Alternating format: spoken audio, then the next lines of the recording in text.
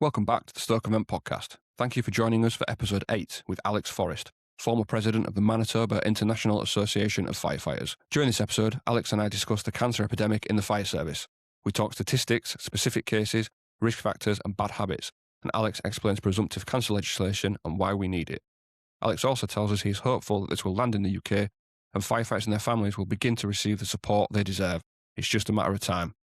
This is a hard-hitting episode, but a necessary one. If anything, this episode brings more attention to the preventative measures that by now we should all know back to front and be practicing on a daily basis. Please share this episode, rate the podcast, and engage in this topic in discussion on social media platforms and around the mess table. Knowledge is power. Here we go with episode 8.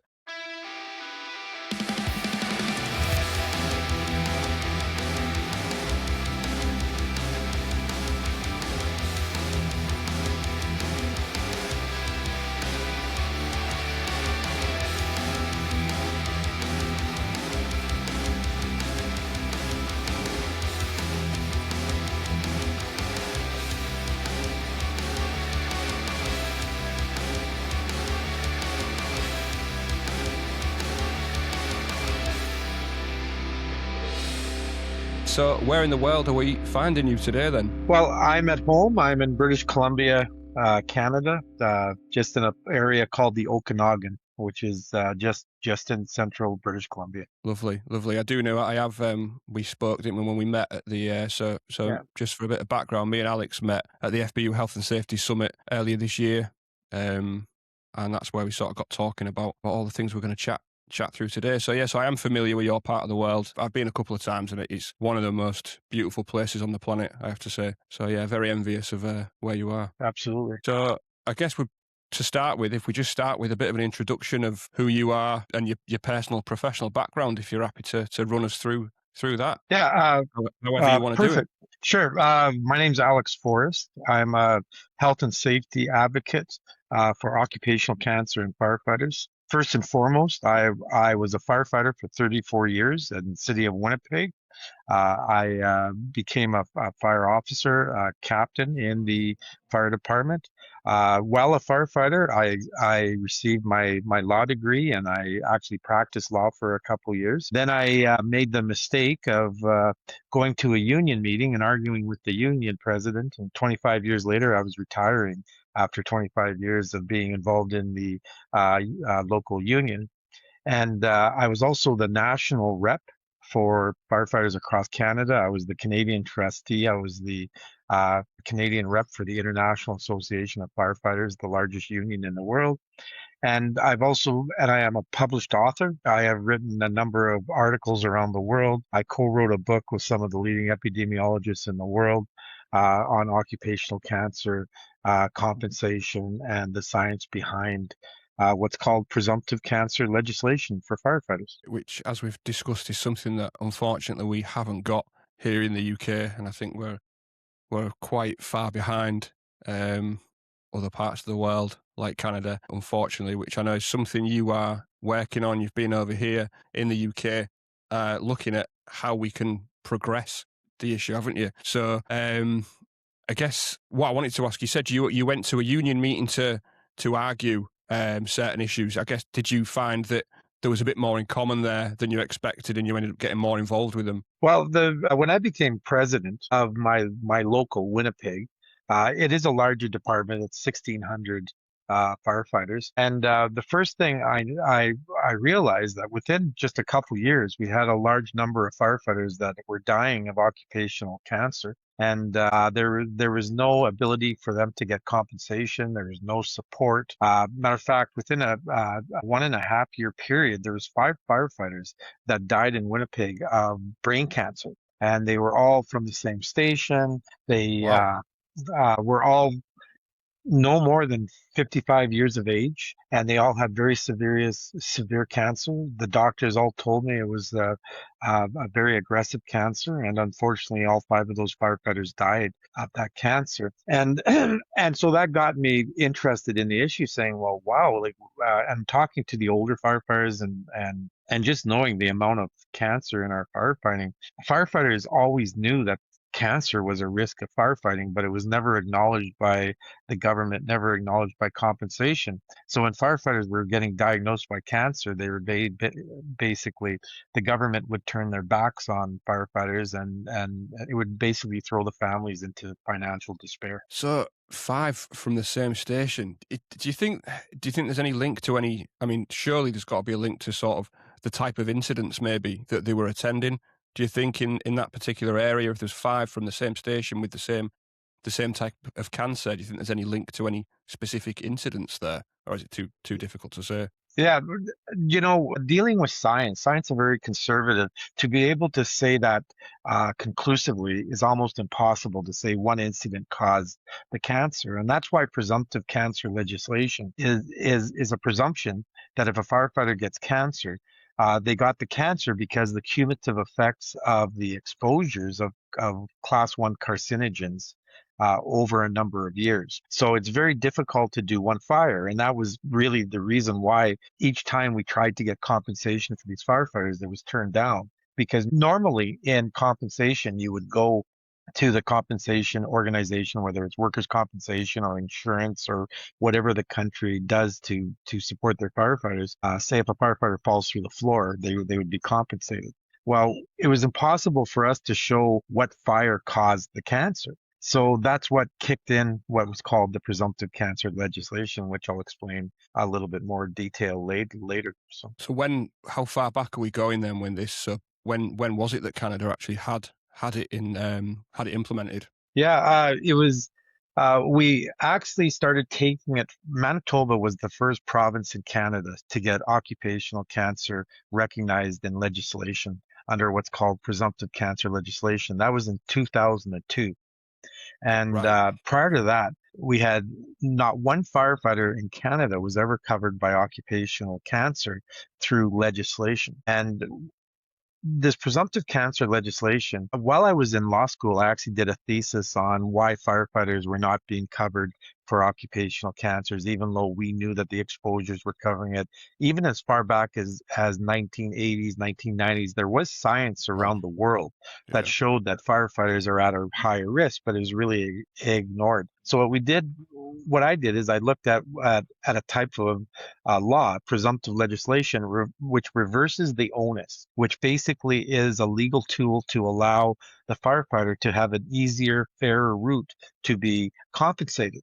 So the firefighter did not have to prove that they got cancer from a specific fire. It was just a matter of that if a firefighter works X number of years, say brain cancer, you work 10 years, you get brain cancer, you're automatically covered for occupational cancer. You don't have to argue the science. You don't have to argue anything because that's already put into the legislation. So when a firefighter in Canada now gets covered, what happens is they put in a piece of legislation or they have put in a compensation claim. And then what happens is the compensation claim is almost accepted within just a couple of weeks. And that Wow. allows the firefighters to be able to concentrate on their treatments, rehabilitation, and it takes a big weight off their shoulder.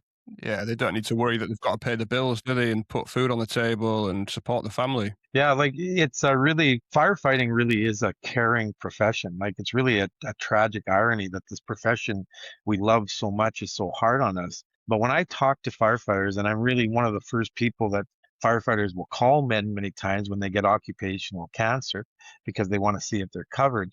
They aren't worried about themselves. They're worried about their family and what happens if the cancer progresses to being terminal. And Yeah. they're worried about what's going to happen to the family. What presumptive cancer legislation does is it acknowledges the danger of exposures to carcinogens, and it also allows firefighters to be covered in the same manner that if a firefighter was going into a fire and falls through the floor and hurts himself or kills himself, what happens is that firefighter would be covered for compensation.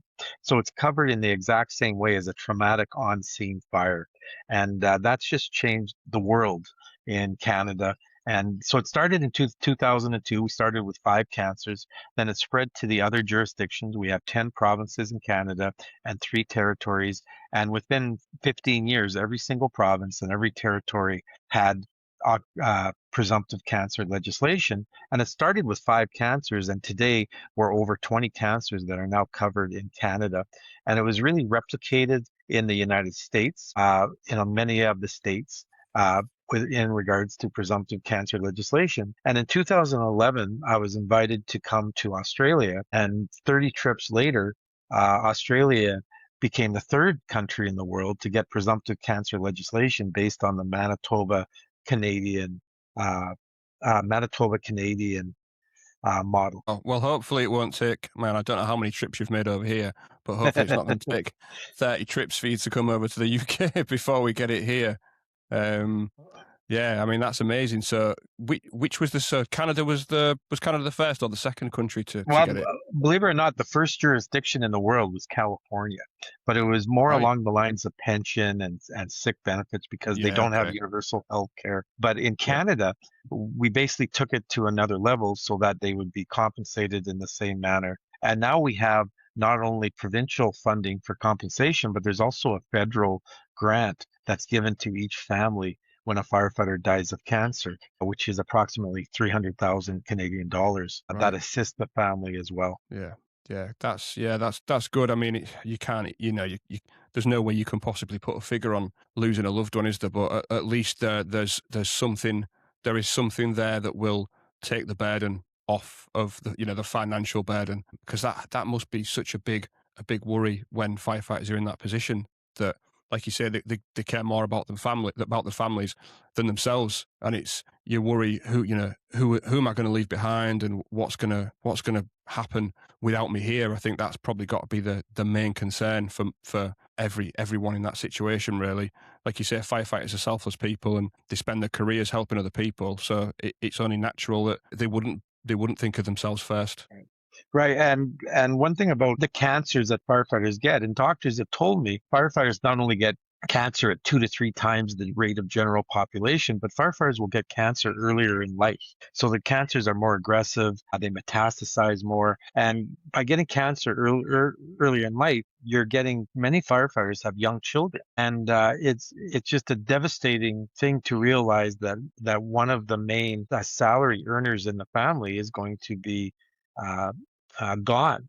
And so it's tremendously hard on the family. What compensation does is, in Canada and the United States and Australia, it also supports the children of firefighters until they're of adult age. So it Right. really is a many different levels of compensation that the government does to support the firefighter. That's incredible. I do hope that we do see the day where it is implemented here. I wasn't aware that you'd had it as long as that in Canada back in 2002. If I'd have guessed, I wouldn't have said as early as that. I do think that's quite amazing that it came in as early as that. Yeah, it shows how woefully far behind we are in the UK, to be honest, which I know is something that we are going to touch on today, undoubtedly. Yeah, the the the thing that's changed in the last couple years is that the World Health Organization, we always had to argue, is there a connection between firefighting and cancer?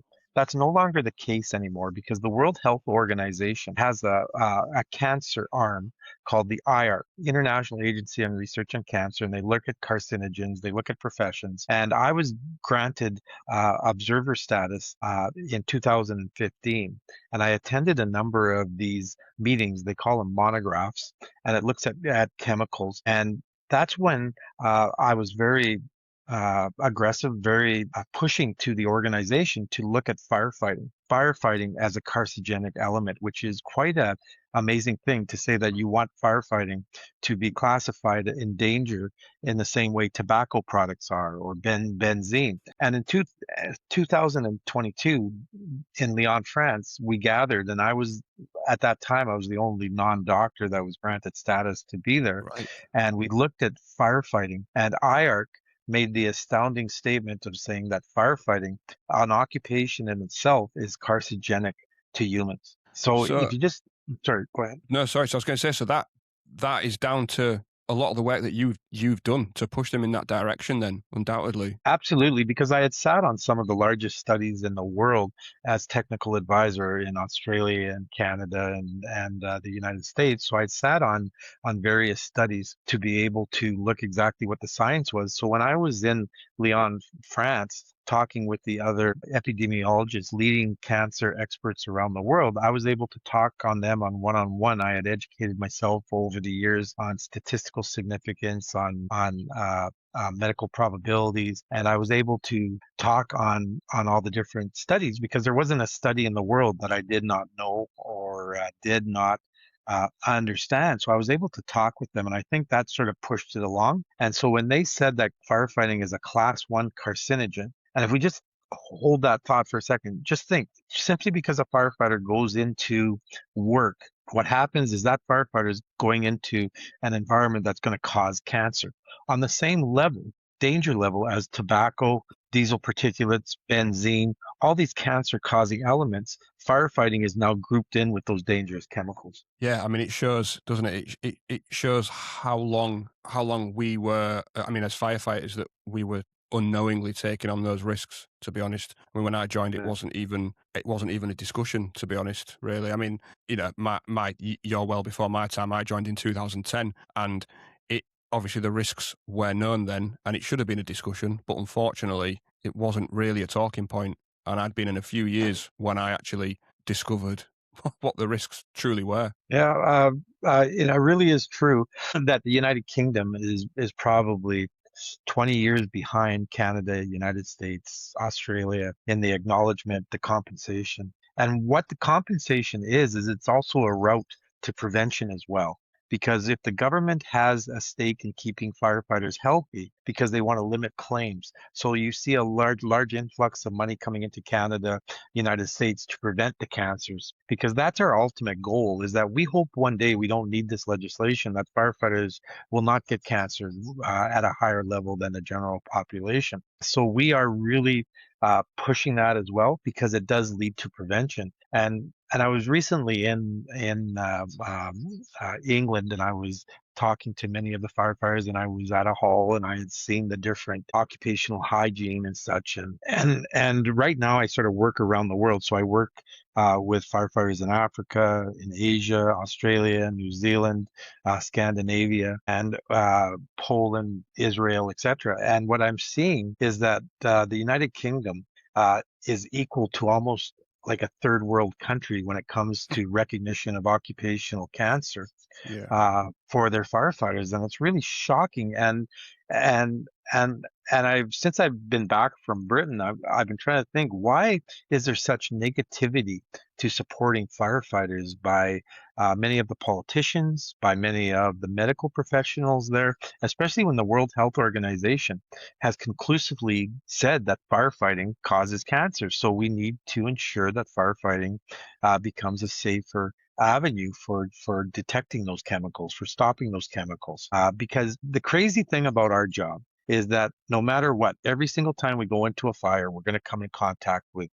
cancer causing elements. And that's because our gear is not created to stop cancer particulates. It's made to stop ambient heat upwards of 500 degrees Celsius, but it has to be able to breathe. So what happens is the uh, firefighter goes into a fire, the gear does its job, it protects the firefighter, but because there has to be air transfer going into the gear so that the firefighter doesn't die of heat issues, it brings particulates. So when you take your gear off and you have a shower, the water is black with carcinogens. And so they haven't invented technology yet to protect us. Where other professions, like 99% of the other professions, actually does protect themselves 100%. So we know that there's going to be cancer. The tragic reality of cancer in firefighting is it becomes more aggressive.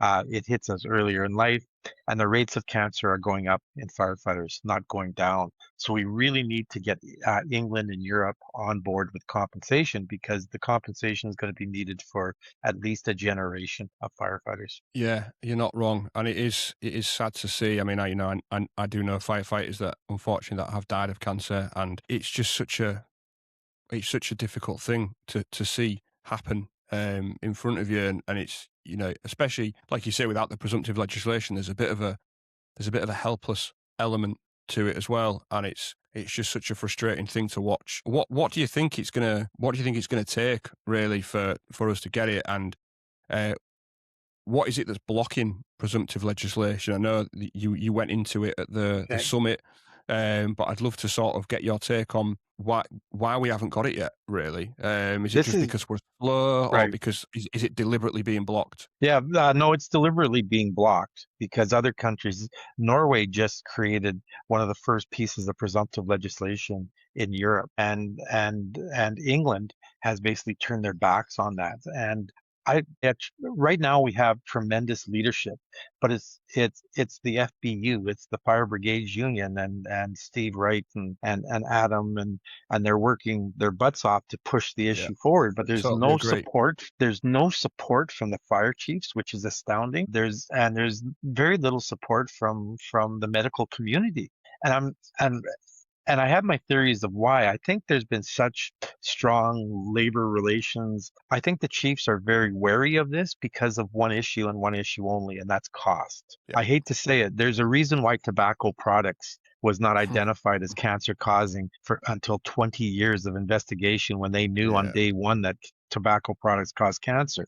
It's because it caused pain for the tobacco companies, big corporations. And so we have our enemies out there that because they know that there has to be money that put into the system because that's the cost of doing business in Canada, United States, Australia, and now in Norway, etc.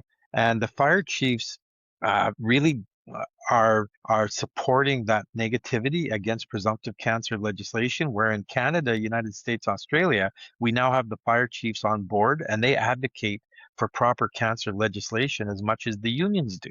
Because one of my best friends, who's a fire chief, he was a fire chief out of Edmonton, he told me, he says, why wouldn't fire chiefs support firefighters with cancer? Because their biggest asset that they have is their firefighters. And especially when you see the levels of cancer, it's tremendously decimating for fire departments, especially when they don't have proper occupational hygiene, proper preventative aspects. One of the things that was really interesting is in Canada, every single one of our fire stations, we have diesel particulate removal systems to get the stuff out because that's a class 1 carcinogen. So if you don't do that, even going to work, you're going to get in contact with diesel particulates. Many fire halls in England and the UK, you still back your machines in and you fill the fire hall with diesel particulates every single time you go on shift. Well, that's a dangerous level of benzene exposure that causes at least a dozen different types of cancer. And if you're not even at that level, that was a level that Canada and the United States had come to 15 years ago. So we have a lot of work to do, but thank God you got your FBU that's pushing this to be able to push this, use their political connections. And wherever I go and I lobby for this, once the politicians get their head around the danger, they all say the same thing. Why wasn't this done earlier? And why would we ever oppose this? And it's really a partisan issue. All political parties of all stripes will support this because firefighters support every type of person in society. yeah, and yeah, you're absolutely right. And just to touch on the diesel extraction, I actually moved a resolution at the FBU conference earlier this month about station design, and I actually brought up the issue of diesel extraction, and I actually quoted you on your story from the summit when you told us about the firefighters leaving the rigs outside in the freezing cold, and it wasn't long after that they actually introduced the diesel extraction, was it? Because I said, you know, I've not been in a single fire station in the UK with diesel extraction, and I've worked for more than one fire service in my time as a firefighter, and it's just something that the That's diesel, astounding. it's just, yeah, and I think firefighters here just, they don't seem to be aware of the risk that the diesel exhaust poses to them, to be honest. And I do see certain people on certain stations, you know, running trucks inside when they're doing the checks, and yeah, they've got the doors open, but it's not enough, is it? It's not enough ventilation to fully mitigate that risk. Yeah, no, like if you're a firefighter, the next time you go into one of those stations, just run your finger across the wall and look at your finger, it'll be black. And that black is benzene, formaldehyde, cancer-causing elements that is now going to go on your equipment that you're going to be using so you can't properly decontaminate. It's going to be going into your living quarters unless you have a sealed living quarters from where the apparatus is. It's going to go on your protective gear. It's going to go on your food if you eat in the station. So it really is like that's just one of many issues that have to be dealt with, and that does get dealt with once presumptive cancer legislation comes forward. As I said, is that now if there's compensation if a firefighter uh, gets diagnosed with cancer or dies, there is a monetary element of that to assist the family. If you can minimize those cancers, uh, it makes a lot of sense. And that's where prevention comes in, because now maybe management doesn't truly care for their firefighters, but they care about their budgets many times. And so you can put cases forward that if you, for every $1 spent on prevention, you're going to save $2 in presumptive cancer claims, right? So this is things that we've went Yeah. through in Canada, we went through in Australia, we went through in the United States, and the reason this is so important is because we know cancer rates are going up. We know our fires are becoming more toxic, and so we know that. And like I said, our firefighting gear does not protect us from what kills us the most, and that's occupational cancer. What do you think? So I wanted to ask you, obviously, in terms of prevention, what do you think, with your knowledge and your experience, are the main risks to firefighters? Obviously, we've got diesel, we've got the benzene, we've got the products of combustion that we experience during and after the fire. What would you see as the main risks that we face as firefighters, and what do you think we can do about them? Obviously, while we are awaiting the hopeful implementation of presumptive legislation in the UK, what do you think we can do in the meantime to bring our risk down? Well, there is ways you can bring your risk down through occupational hygiene. The station design is one thing. Like if we're going to get exposed at fires, let's not get exposed at our fire halls. You can eliminate all the dangers at the fire hall by having sealed rooms, by having a living area that's totally cut off from the other area. You have proper washing machines to be able to keep your gear very clean. You need at least two sets of gear per each person so that they can always have a set for firefighting and always another set that's being cleaned because it's a continual cycle. And above all, you need to have proper decontamination processes after each and every incident, because you have to get that stuff off your body as soon as possible. It has to start at the fire scene. Many fire departments, Sweden is very advanced in this, is they actually have a truck with showers and change of clothes on there for all the firefighters. So when they fight a fire, they go right out of the fire and they bag their clothes for hazardous material and it gets washed. But they also go into the trailer and they shower and they put on fresh set of clothes. And then that way you eliminate that time lag it takes to get that carcinogens off your skin. So there's probably a dozen different ways. Yeah, we do a lot of that, to be honest. We are doing a lot of that, and a lot of it is I have to say, thanks to the FBU and the guidance that they've brought in, and the best practice report that's just come out, and the work that they've done with Anna Steck at the University of Lancashire. That I think we'd be Yeah, so far behind if that work hadn't been done. yeah, I want to give a shout out to Anna because she was at IARC and she was a tremendous advocate for firefighting be classified as a class 1 carcinogen. And she's brought that back to England, and she's a very strong advocate and she's very knowledgeable. So she's a very good advocate for the fire service in England. Yeah, it's amazing. I think the work that's gone into it over the last few years, and I just hope that we can keep progressing the issue. And it's down to people like yourselves using putting your expertise in and putting the effort in and the time and actually taking the time to come over here and weigh in on this side of the world. Which you don't have to do that. You've decided to take that on, and so yeah, thank you for for coming over here and helping us Well, it's my in this pleasure. battle. Where do you, not to put you on the spot, but where do you kind of see it? Where do you kind of see it Like I going in the like UK? it. It is going to move fast now because, like, especially because a lot of organizations follow where I go. So when they see that I'm going to a certain country, they know that the issue's coming, the train's coming through town. Like, you can't stop it. Hmm. We had some tremendously good meetings with politicians, with the FPU leadership, Steve and Adam. We had really good discussions. The media is going to get on this. The firefighters are going to push this. Uh, it, it isn't going to take, like, it took us in Canada probably about 10 to 12 years to get this. In Australia, it took about 2 or 3 Right. years. Yeah. Norway, it took 10 years.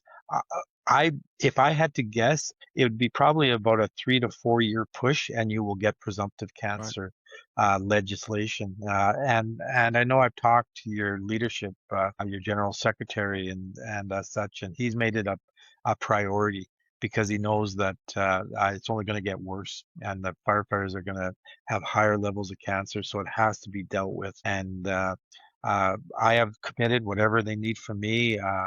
We are there. I've been over there. I'm going to be over there again in Scotland. I believe we're going to be pushing it in Scotland at a conference.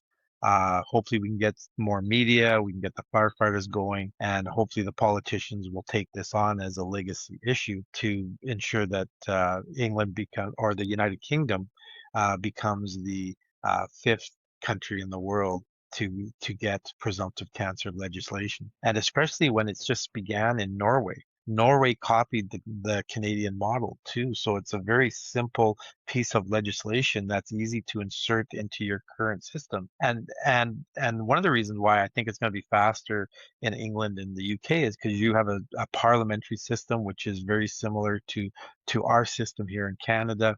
So it is very easy if a party wants to do it, if the political will is there, it is going to get done. And there's not a politician that's going to publicly oppose that in the world without putting their careers on the line because it's just the wrong thing to do. You're tremendously supported by the public. Firefighters never let the public down ever in their whole careers fighting fires. It doesn't matter who you are, they're going to be there, they're going to risk their lives. But and the one time that firefighters get cancer and they go to the government can't turn their backs on them because the public won't allow that once the education is there. And that's what we're doing now. So I think you are much further ahead than we were when we started in Canada. So I am optimistic that this is going to be not decades, it's going to be years that this is going to get done. I really hope so. That is reassuring to hear that, and I think I do think the recent announcement that they're going to commence health monitoring next year is only going to fuel that as well, isn't it? Because if they're investing the money into the preventative side of it and the health monitoring, and that clearly is they're identifying a need for that, and I don't see how you can't possibly support one and deny the other at the same time. So I think that is hopefully that's the start of going down that road and getting the full support that firefighters need and deserve, and that the families need and deserve. I mean, people, the families of firefighters, I think, give so much. It's such a commitment for husbands and wives and partners and spouses and children. I think it's just a lot of people don't realize that it's not just the firefighter that gives the commitment, is it? The hours are put in by the family, and Christmases and holidays and times like that spent alone. So it's only right that support goes both ways. Absolutely. Firefighting is the most studied profession in the world when it comes to occupational cancer. When I was at the World Health Organization meetings, when we were looking at benzene, benzene had been classified a class 1 carcinogen for probably 20 years. So professions knew how dangerous benzene was. It stays in your body. It causes cancer. And it was really interesting because at the end of that meeting, the scientists said there is really only two professions in the world that still come into dangerous levels of benzene exposure. One was textile workers in China, and the second was firefighters. So the science is there, and it's there in a very, and it's likely underestimated too. The science says there's not only a connection, but it's underestimated because of what's called the healthy worker effect. Firefighters, when they join fire departments, they're in the healthy 10% of the population. So their cancer levels, if they never fought fires, that group of individuals would have maybe 70% less cancer. But within five Wow. years, you see a doubling of risk for some of the cancers like leukemia, skin, brain cancer, etc. And these cancers not only hit us at a high rate, but there's cancers, for instance, prostate cancer, a very common cancer in males, and but it's usually an older person's cancer where it doesn't get serious until you're 50, 60, 70 years old. We're finding firefighters having advanced prostate cancer in their 40s, which is unheard of. Doctors are shocked when they see that. And what happens is these cancers are because of the chemical environmental nature, these cancers combine. So if when you go into a fire, it's upwards of 12 different chemicals, 12 to 15 to 20 different chemicals. And one plus one, so benzene plus formaldehyde at a fire is not two on the toxicity level. One plus one is three. And let's say you had three different chemicals, benzene, formaldehyde, and PAHs, soot. You would have one plus one is not three, it's 10 on the toxicity level.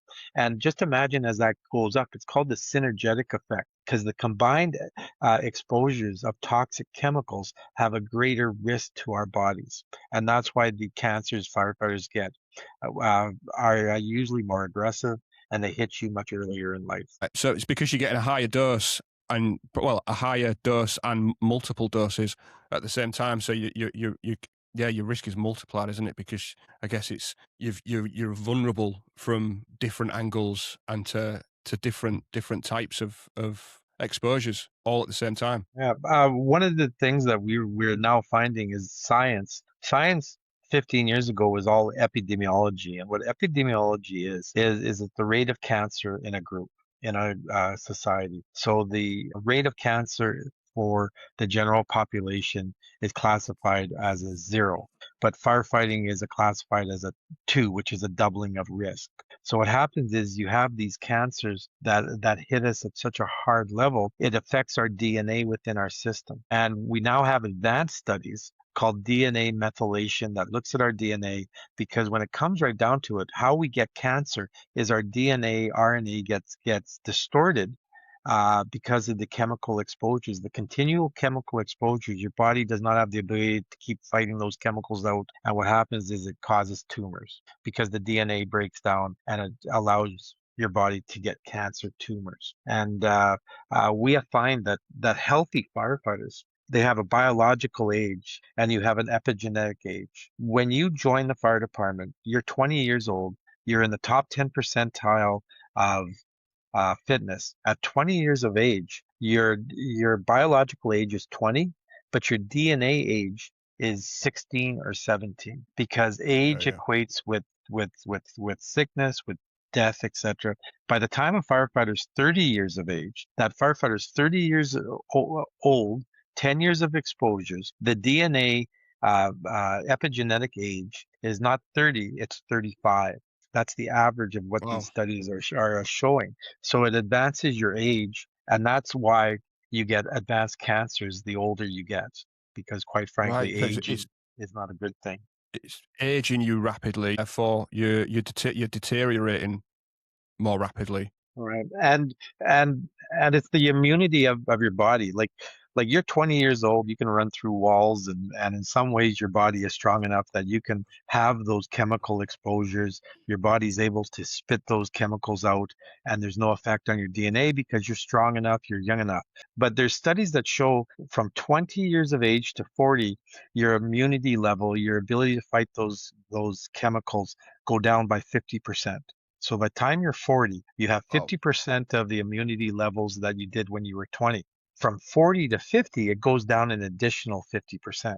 Hence the reason Wow. why aging is not necessarily is not necessarily a good thing when you're talking your immunity levels, your strength of your body, your ability to fight off those cancer causing elements. Yeah, do you know what I do feel? So I'm 38 now, and I do the last few years I do notice a difference in terms of my recovery from if I'm out all night on calls or if I have a busy week or even if I'm ill. I do notice a difference in the rate of my recovery and the way stuff affects me. Just Exactly. it's not a huge. I wouldn't say it's a huge difference, but it's a noticeable difference from let's say 10 years ago. Really, when stuff I would bounce back very quickly, and stuff didn't really affect me in the same way. And yeah, so there's definitely a noticeable gap there, I would say. Wait until you're 48 and 58, right? And Yeah, many firefighters yeah, work into their 50s and 60s even. And yeah. many countries around the world too have extended the time that firefighters have to work to get their pensions too. You're basically, when you're in your 50s and 60s and you're getting exposed to these chemicals, it's tremendously hard on your system, not only for cancer but other things such as motor neuron disease and long-term ailments with your esophagus, acid reflux, skin ailments, asthma, Yeah. COPD. That's all because of the chemical exposures over the year. Allergies.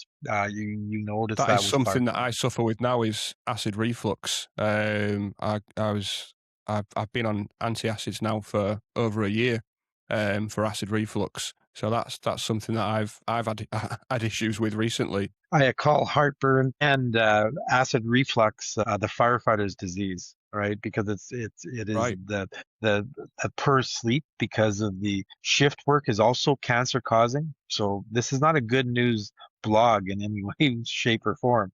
Uh, Right, isn't it? simply because you do shift work, your rate of cancer will be increased simply because you interfere with your circadian rhythms. You're sleeping, especially in postmenopausal women, have Mm. tremendously weakened immunity systems, and that's why they have such high levels of reproduction cancers, such as ovarian, breast, cervical, etc. So that's another level. Like we could talk about sleep deprivation and circadian rhythms and stuff. That's another show. But so you have firefighting as a cancer causing element. You have shift work has been classified as a cancer causing element.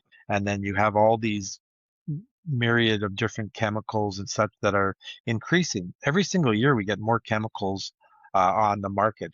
There's very little wood that goes into wood construction nowadays because it's so expensive. It is a lot of composite, it's a lot of glue, etc. Every single year, China invents anywhere from 12 to 15 different chemicals for plastics, and we have no My idea God, I didn't know that. what type of Wow. chemicals come out of those plastics when they combust, and we can't even keep up with it in regards to that. We are like it's not leveled off. We're becoming a greater and greater plastic orientated electronics, and now we have modern cars. Those electric batteries are perhaps cobalt, again heavily carcinogenic that we have to deal with. So Yeah, that's kind of just come on the radar in the last couple of years, haven't they? Really, in terms of the fire risk and the chemical risk, and it's just so I think it's just something else that's added into this job that we have to be mindful of, and another area of competency that we need to maintain. And I think it's very reflective of the sort of the ever expansive nature of this job, and it makes you wonder what else is going to be thrown into the mix in the next 10, 20 years, really. There is there is good news on the technology front is that one thing that World Health Organization in 2022, when they came out and they shocked the world, it became a worldwide issue, cancer and occupational cancer and firefighting. There's now a big influx into manufacturers that are trying to put new technologies out to minimize the carcinogenic exposure. There's textiles that have a tighter weave that prevents the particles from going through. There's undergarments that are coming out, and there's different kinds of gear, and so they we are getting advancements in technology, but it's going to be slow because of the nature of firefighting. We still have to have that ability for our gear to breathe, or else it's going to Yeah. cause other issues. So but the world scientists are working on that. So hopefully, I am hopeful that within 5 years we're going to have a set of firefighting gear that's going to protect us 100% from carcinogens and Well, benzene and polycyclic aromatic hydrocarbons, the dioxins, furans that are at every single fire. yeah, that would be incredible. So what about the chemical element in the fire kit itself? Because I know that the fire kits, the bunker gear as you call them over there, they're coated with PFAS as well, aren't they? Because that is what gives them the Yeah, fire retardant and the chemical protective layer, isn't it? So I know that alternatives do exist, but I imagine they're very expensive and that they're not quite as protective in the same way, are they? So how do you think that'll affect the development of them? What you're talking about is PFAS, or what's called forever chemicals, Yeah. and as well fire retardants. Cloth burns, and if you don't put chemicals on that cloth to allow us to go into fires, your gear will literally burn going into fires of upwards of 400 to 500 degrees Celsius. But what PFAS does Yeah. is it creates a waterproofing barrier for water and also oils, and it affects the thermal barrier as well to prevent heat, steam injuries, etc. And there you're 100% right there. Moving towards PFAS free gear, we have to be very cautious of that, though, because if you take PFAS out of gear, what are you putting on that gear to prevent it from going on fire? What are you doing to ensure that your gear is going to be waterproof, is going to be oil proof, etc.? So, Yeah. like, I'm worried about what type of chemicals they're going to replace it with. And secondly, there have been companies that have said we have PFAS free gear, but when we study it, we find PFAS in the gear. And what they say is, yeah, we said it's PFAS free gear, but it's insurmountable. It's not definitive to human health, right? So they basically say, oh, Right. well, you Okay. know what, I never meant that there's no PFAS in there. We said they're PFAS free as per standards that are woefully Okay. inadequate in regards to that, right? So again, that's one of the great ironies of our job.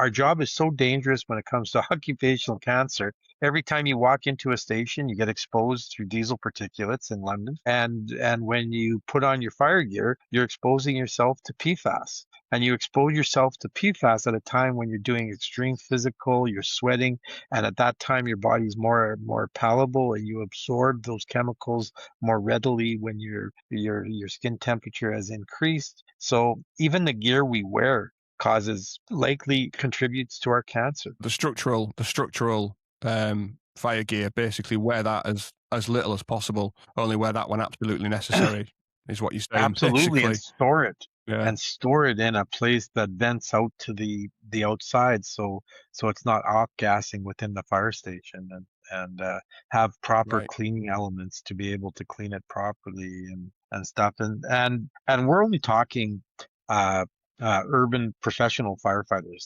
But if you look at wildland firefighters or people that fight forest firefighters, they're even in a higher level of despair when you look at their cancer, because they don't have the equipment that we have in big cities, because you can't wear breathing apparatus when you're fighting a Yeah. forest fire. But what happens is forest firefighting is also what's called wildland interface. You come in contact with buildings, you come in contact with infrastructure, and in any building or infrastructure, you're going to have dangerous levels of chemicals. So they have extreme exposures. They don't have the clothing that we do, and they don't have the breathing apparatus that they do. So that's why wildland firefighting has now been uh, uh, classified equally as other aspects of firefighting for Oh yeah, I cancer would hope so. risk. Yeah, the risk's massive, isn't it? Yeah, it is.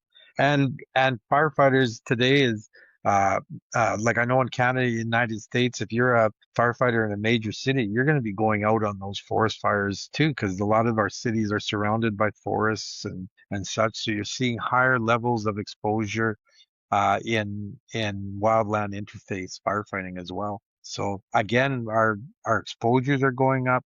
The type of fires we're going to are going up from wildland to Yeah. car fires, and our gear does not completely protect us, and our gear actually contributes to our exposure risk. It is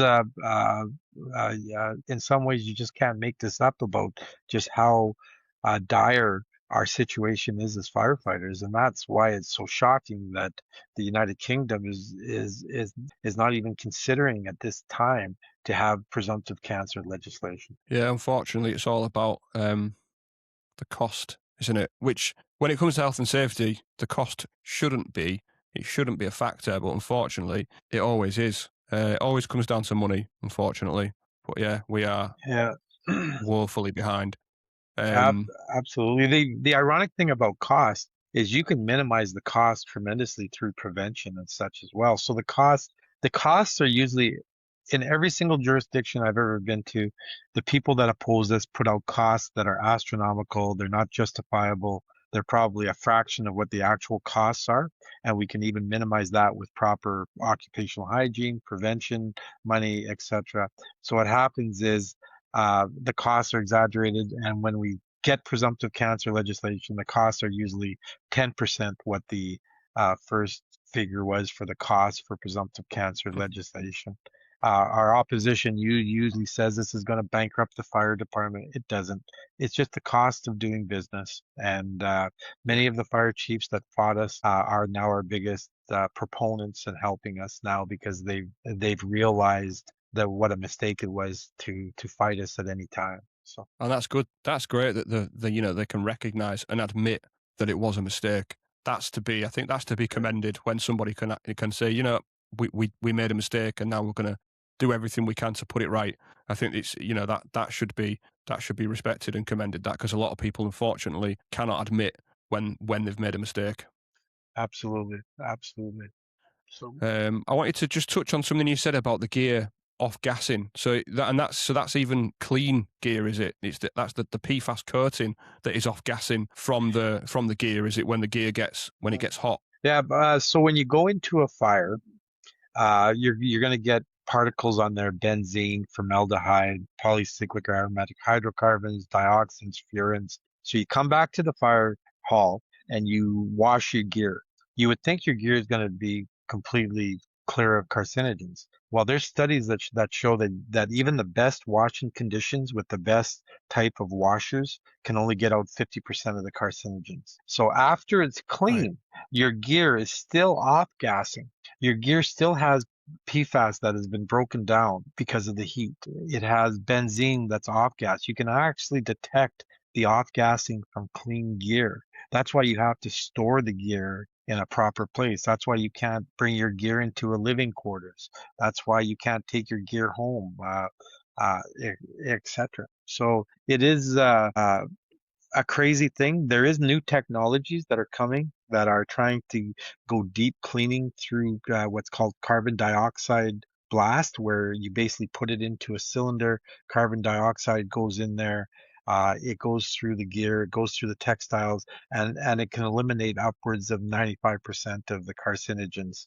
after each type of washing. So there is technologies again that are coming out that are doing it, and that's for your firefighting gear too. Like that's for your hoses, that's for your breathing apparatus, etc. You have Yeah. to decontaminate those as well. Yeah. Yeah. Oh yeah. Absolutely.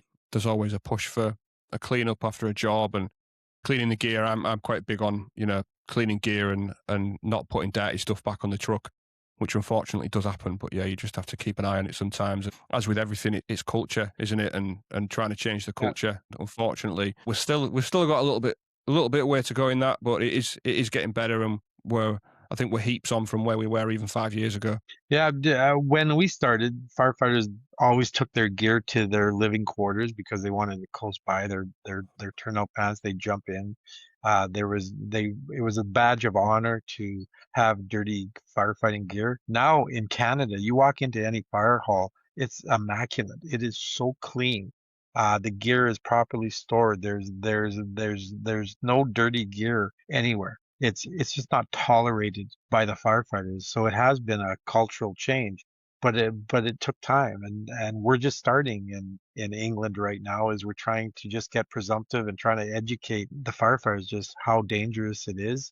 And then we're going to get the presumptive legislation, and then we start the immense pressure from prevention and making sure that your fire halls are set up to minimize exposure on different chemicals as well. Yeah, absolutely, and it's part of why I'm doing this podcast, is to try and educate people, and so thank you to you and people like you that are taking the time to come and speak to me and help me kind of push that message. It makes such a difference, and I'm just glad that there's people out there like you that are willing to put your time in to do Thank that, you. basically.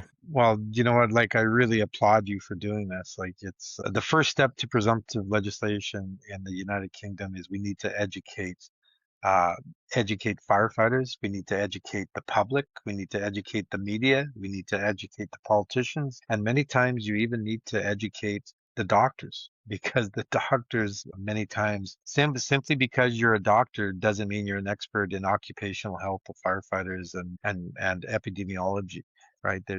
We have to be able to in Canada, we actually come and speak with many of the medical communities. My book that I co-wrote with some of the leading epidemiologists in the world was being used in over 18 countries around the world as required reading in many medical schools for occupational Wow. disease. So What's the it book called? is. I have a it is called compensation, and what I'll do is I'll give you the full name. It's a long name, and I don't want to get it wrong. It's on Springer. I'll send it to you. And you can put it in. I'll put it in the notes. Yeah, that's great. Yeah, the doctors. I had a conversation with my doctor a few months ago. I went about something, and it's recorded on my medical file that I'm a firefighter. I registered the SNOMED code. It's like an occupational risk code that we have in the UK. You're probably aware of it. And my doctor actually tried to tell me that the PPE I wear at work reduces my risk to 0, which obviously I had to argue with him, but the lack of knowledge I think there is quite astounding, really, and the lack of understanding Yeah, of the and risk.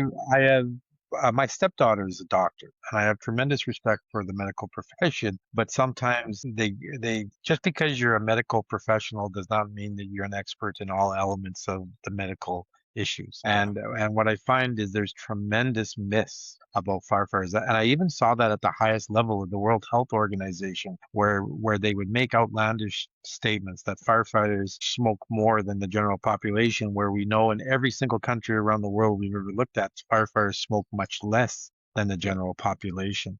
Matter of fact, firefighting is one of the least uh, uh, uh, populations that smoke. So it really is amazing. Or they say that firefighters sleep all night, or this, like outlandish statements from some of the great minds of the Yeah. world, and or else they would say, well, you don't have to worry about shift work because you guys sleep all night, so that's not a risk, and you have to Yeah. explain it That to old them, chestnut. Yeah.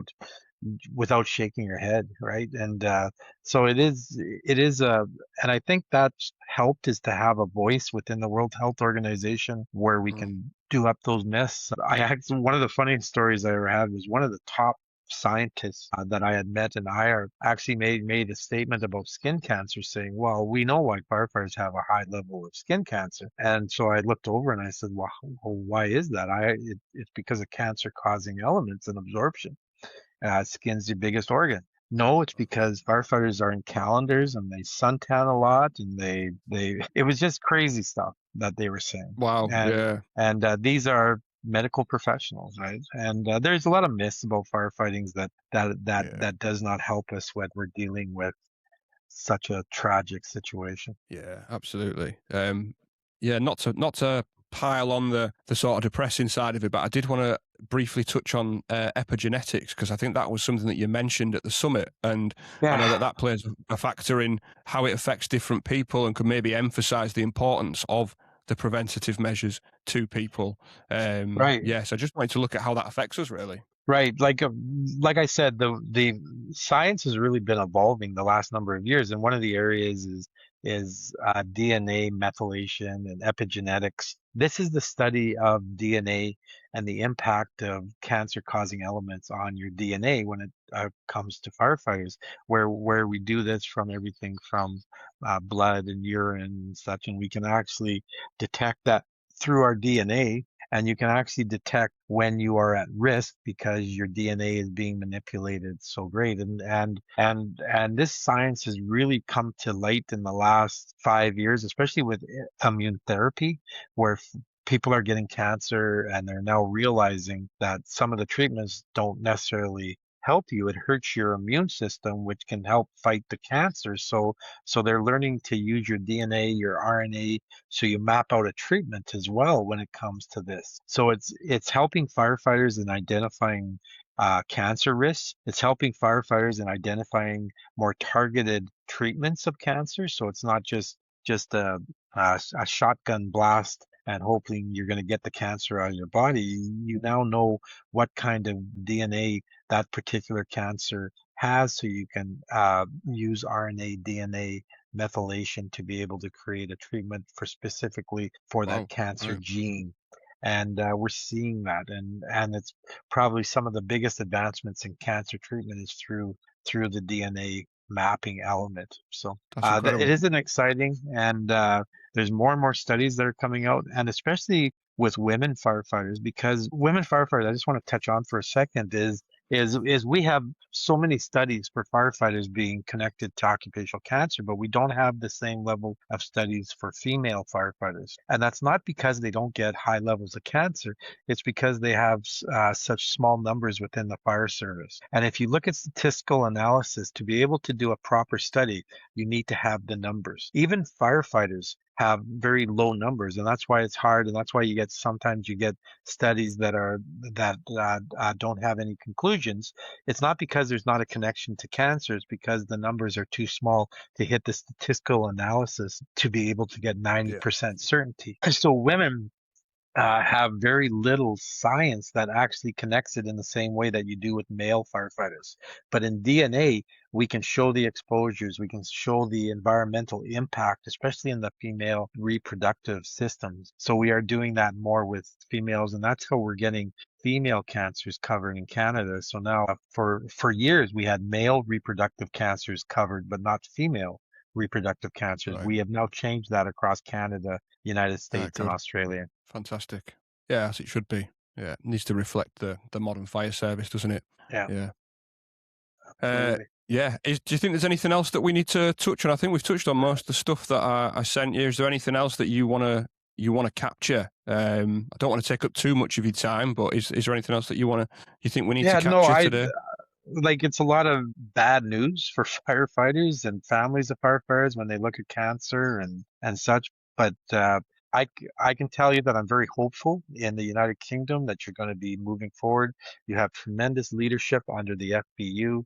You have made this a priority, and you're not alone. We have the science. We have the medical scientists that are able to assist us. We have fire chiefs that can assist us. So we're going to get this done in the United Kingdom. And I am, like I said, I am supposedly quasi-retired, but I'm not retired yet fully. And I'll do everything I can to help the firefighters from the Kingdom. And as I do with all discussions, all presentations, I always like to dedicate this particular episode to the many firefighters of the United Kingdom who have died of occupational cancer and have not been acknowledged by their government. So I just want to end with that if I could. Thank you for that. It's I Okay. think that'll be appreciated by everybody listening. So before you leave us, I'd just like to ask everyone if they've got a book or a movie or a documentary that they would like to recommend. Anything that you think we should read or watch that might entertain us, educate us, inform us, anything really. Uh, there's many documentaries about PFAS out there, and there's one documentary. If you were to Google Diane Cotter, Okay. her husband died of occupational cancer, and it was linked to PFAS in the gear. And she has worked with many documentaries, and she's done a great documentary on and PFAS. So if you just go PFAS, Diane Cotter, I can't remember the exact name of the documentary, but it's an excellent documentary detailing just how dire our situation is with firefighting and occupational cancers, and the gear that we're supposed to protect us likely causes some cancers as well. Right, I will check that out, and if I Okay. can, stick that in the show notes. So, quite importantly, if people want to get in touch with you, where can they reach you? If you're Yeah, happy for people to get in touch with you, obviously. absolutely. My cell number is +1 204 791 4980, and you can text me, and I usually answer within a day. And my email is pres 867 at AOL.com. And please don't make fun of the AOL. Uh, People say you still have an AOL account, but it's Pres 867 at AOL.com. That's my personal Great. email. And if you have any questions or anything you need, I'm always there to try and help. Great. Well, thank you, Alex. I appreciate you coming on and taking the time out of your Sunday morning to come and talk to me. It's really appreciated. And thank you for all the work that you're doing around the world and specifically at the moment in the UK. Yeah, it's appreciated more than you know. So thank you. Cheers, brother. And thank you for doing this. It's absolutely vital for the cause. That's for sure. Thank you. Thank you. Thank you, Alex. It's been great to speak to you, and I'll catch up with you soon. Okay, sounds good. Bye bye.